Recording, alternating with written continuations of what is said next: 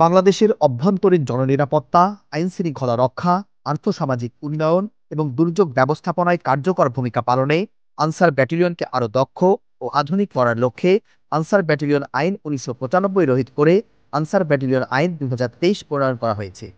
এ আইনের ধারা ১৯-এ সংক্ষিপ্ত আনসার ব্যাটালিয়ন আদালত গঠনের বিধান অন্তর্ভুক্ত করা হয়েছে, যার মাধ্যমে আনসার ব্যাটালিয়ন সদস্যদের শৃঙ্খলা ভঙ্গ, রাষ্ট্রীয় নিরাপত্তা লঙ্ঘন, কর্তব্যে অবহেলা, প্রতারণা কিংবা জালিয়াতি সহ বিভিন্ন গুরুতর অপরাধের দ্রুততর বিচার ও দণ্ড প্রদানের ক্ষমতা সংক্ষিপ্ত আনসার ব্যাটালিয়ন আদালতকে অর্পণ করা হয়েছে।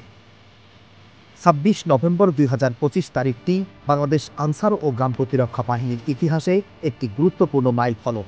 এদিন প্রথমবারের মতো আনসার ব্যাটালিয়ন আইন ২০২৩-এর ধারা ১৯ অনুযায়ী গঠিত সংক্ষিপ্ত আনসার ব্যাটালিয়ন আদালতের প্রথম রায় প্রদান করা হয়।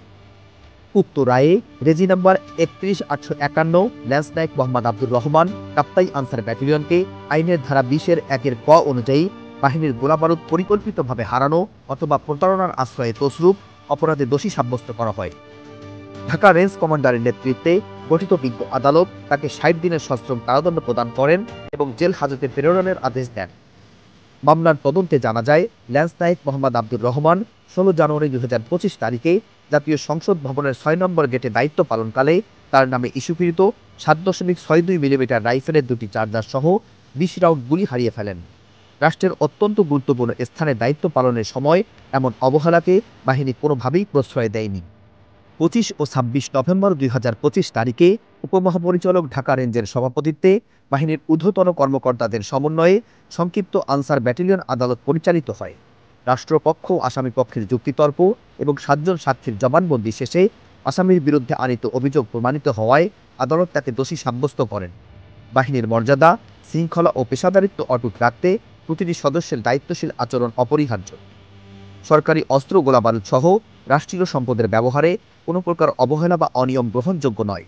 এ কারণে সকল সদস্যকে সরকারি মালামাল রক্ষণাবেক্ষণ, অর্পিত দায়িত্ব যথাযথভাবে পালন, বিশেষ করে অস্ত্র, গোলাবারুদ বহন ও রক্ষণাবেক্ষণে সর্বোচ্চ সতর্কতা অবলম্বনের জন্য কঠোর নির্দেশনা প্রদান করা হচ্ছে।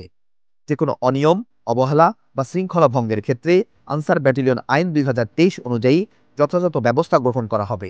তাই বাহিনীর সকল আনসার ব্যাটালিয়ন সদস্যকে অর্পিত দায়িত্ব সর্বোচ্চ নিষ্ঠা, সতর্কতা ও পেশাদারিত্বের সাথে পালন এবং রাষ্ট্রীয় নিরাপত্তার সংবেদনশীলতা বজায় রাখা ও আইনের প্রতি শ্রদ্ধাশীল থাকার জন্য নির্দেশনা প্রদান করা হলো।